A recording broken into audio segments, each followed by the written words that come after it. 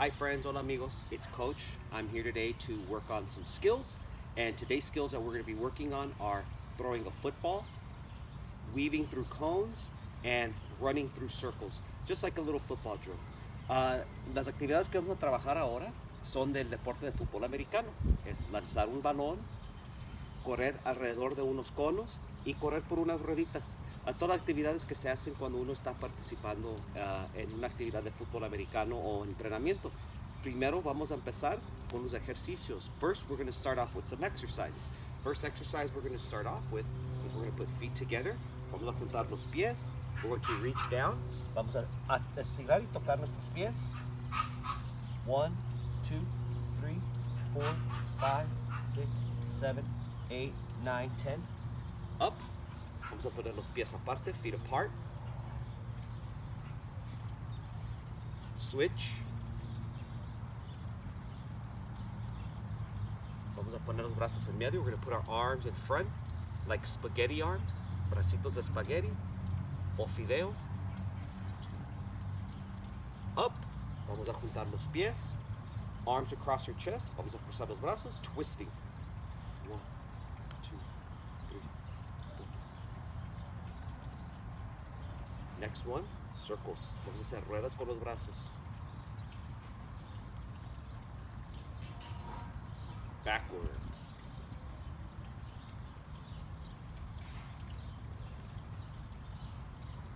Next one, feet apart. Vamos a estirar los pies aparte.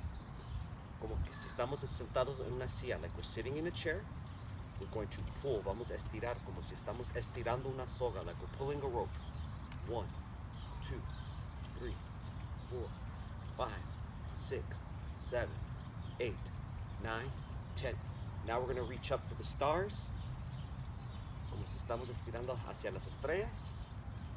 2, 3, 4, 5. All right, perfect. Next one we're going to do, the next exercise we're going to do is called animal warm-ups. Los ejercicios que vamos a hacer son los calentamientos que se dicen calentamientos de animales. So we're going to start off. Esta es la jirafa. Giraffe is chin up, body straight. La segunda posición es starfish o un pez de estrella.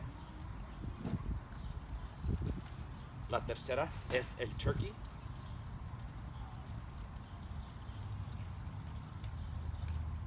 La cuarta es gorilla. La quinta es lizard o lagartijo. Back to giraffe, jirafa. Starfish. Turkey. Gorilla. Lizard. Back to giraffe. Starfish. Turkey. Gorilla. Lizard. And all the way up. Okay, friends. So now I think we're ready to start moving on. The activity we're going to do is we are going to run through the hoops. So I'm using just basic flat hoops. If you don't have hoops at home, you can use the bigger ones, but I like using the flat hoops because it's easier for you not to step on or to slip. If you don't have hoops, you can use tape, you can use paper plates, but for my case, I'm able to have the hoops, so I have the hoops out for us. Lo que yo voy a usar ahora son unas hula hoops que se dicen flat hoops. Son como de un cuarto de pulgada de angostura. A mí me gusta usarlos porque cuando están corriendo los niños no hay riesgo de que se van a caer o que se van a caer al piso. Entonces, si no tienen los hoops, se pueden usar platos de papel o usar tape y marcar una X, mientras que ellos tengan algo para ver cuando están corriendo. So we're going to start off. I'm going to demonstrate, my friends. So I'm going to start off. I'm going to put one foot in each hoop, and I'm going to go back. One foot in each hoop. I'm going to go back. Vamos a poner un pie en cada círculo. 1, 2, 3, 4, 5, 6, 7. Y luego voy a regresar.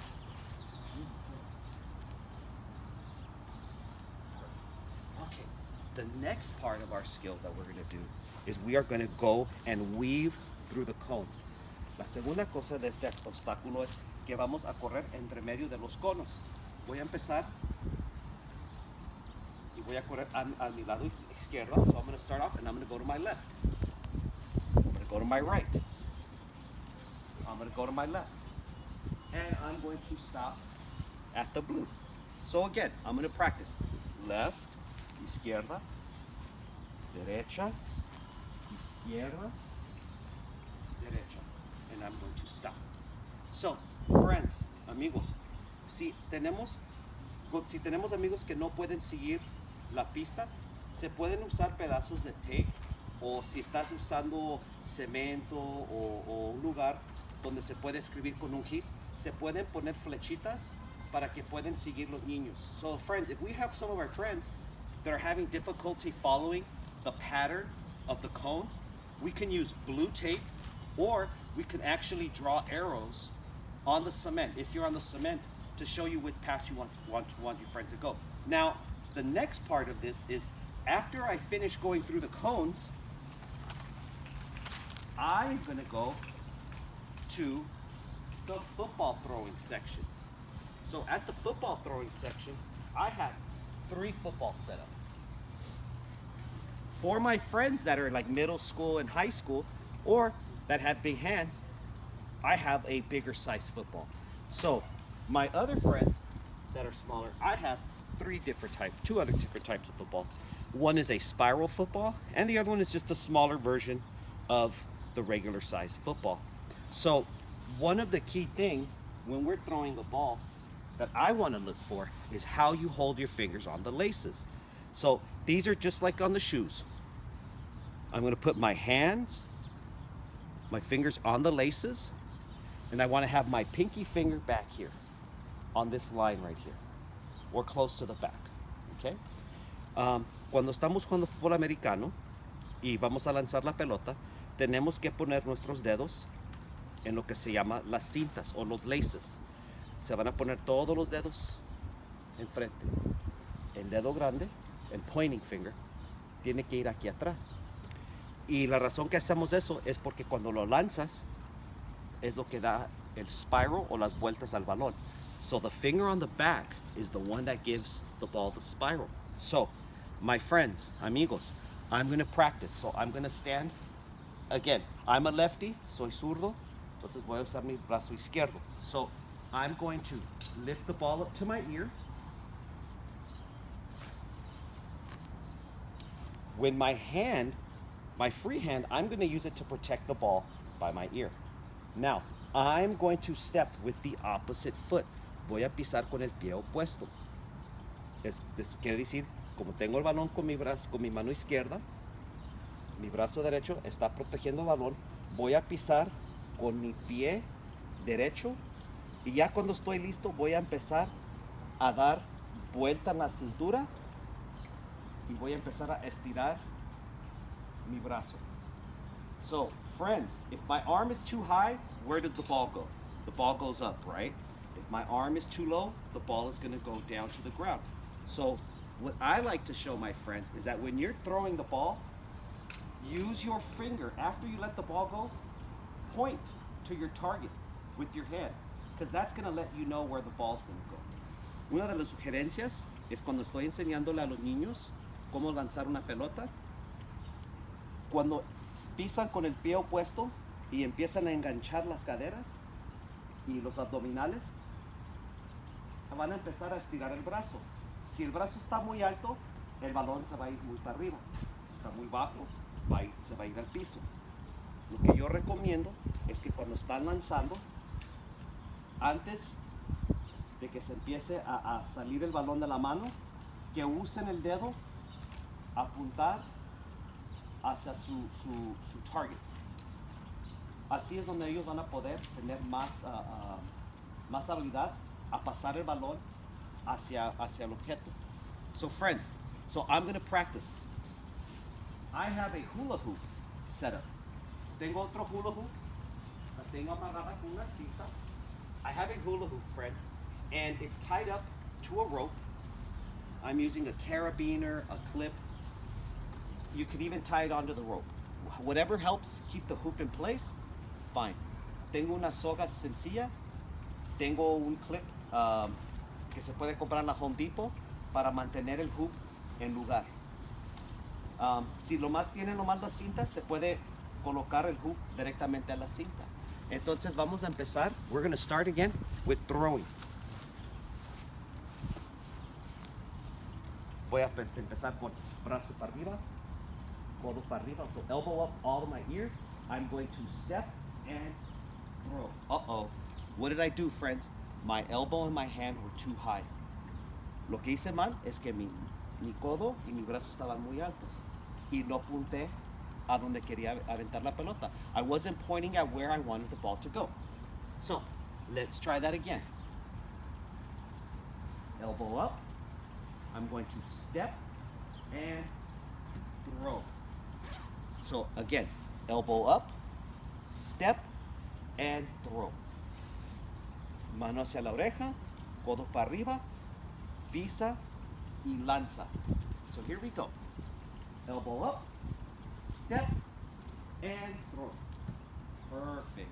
All right, friends. So now what we're going to do is we are going to combine all of the skills together, and I'm going to give your parents some ideas on how to make this a little more difficult or more challenging for when our friends get really good at doing this activity. It's time for us to now put all of our skills together in what we're going to call the LA Ram versus LA Charger Challenge. So I'm going to start off at the yellow circle. Vamos a empezar en la rodita amarilla. And I'm going to count to 3. And when I count to 3, I'm going to start. 1, 2, 3. I'm going to go. Hey, I'm going to go through the hoops. I get 3 throws. 1, 2, 3. Okay, friends, we just went through the whole obstacle course. Ya hicimos todas las actividades del obstáculo. Lo que tenemos que enfocarnos es si tenemos amiguitos o amiguitas que necesitan un poquito más de actividades más difíciles o se pueden poner más conos o se pueden poner más aparte.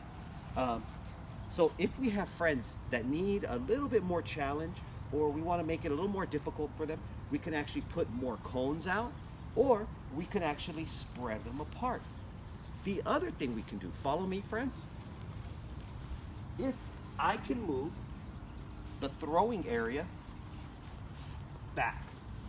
So from here to the circle now, it's about 15 feet. So if I want to move these back to 20 feet, depending on how strong my friends are, we can do that. Also, I can use the different size footballs. So as before, I can use the bigger football, I can use a spiral football, and I can use another one that's just a little bit smaller than this one too. It's a spiral one, but it'll make us work on different hand placements, and we're gonna have to really use our mechanics, how we're gonna move our bodies to make sure the ball goes through the hoop. Otra cosa que podemos hacer, podemos usar diferentes tamaños de balones. Así los niños tienen que enfocarse un poquito más en las mecánicas de cómo van a mover el cuerpo para lanzar la pelota entre el hoop de hula. So, the other thing I wanted to tell you, friends, is that if we want to make it challenging, furthermore, I can extend or lift the hoop up like a piñata. So I can make it moving.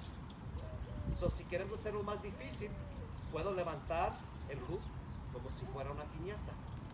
Entonces, esas son una de las modificaciones que podemos hacer para todos los niños. Esta actividad se puede hacer para todos los niños en la casa hasta los adultos. So this activity can be done by all the kids in the house and any of the adults that we have around. So I want to give a special shout out, friends. Thank you for being with me today and doing some activities with me. I want you to know that as always, como siempre, gracias por estar conmigo, haciendo esas actividades. Siempre, always. Listen to your parents, escuchen a sus padres, hagan sus tareas, do your work, and always get some exercise. Y siempre hagan ejercicios. Les quiero decir muchas gracias, especialmente a Leslie, Natalie, David y a toda la familia Reyes, porque hicieron estos signs bien increíbles. I want to say thank you to Leslie, Natalie, David, and the whole Reyes family for making these beautiful signs. They knew that with the quarantine, I wasn't able to go get any signs, so they created these beautiful signs. So friends, remember, football is one of the best sports around. It's a lot of fun, and always, always, always, like I said, make sure you get your exercise. So thank you, friends.